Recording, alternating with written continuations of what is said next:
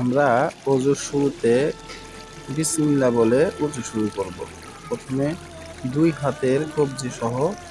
ভালোভাবে তিনবার ধৌত করব, তারপর তিনবার ভালোভাবে কুলি করে নেব, তারপর তিনবার সুন্দরভাবে নাকে পানি দেব, তারপর সমস্ত মুখ তিনবার ভালোভাবে ধৌত করে নিব, তারপর ডান হাতের কোমর পর্যন্ত তিনবার ধুয়ে নেব, তারপরে বাম হাতের কনুই সহ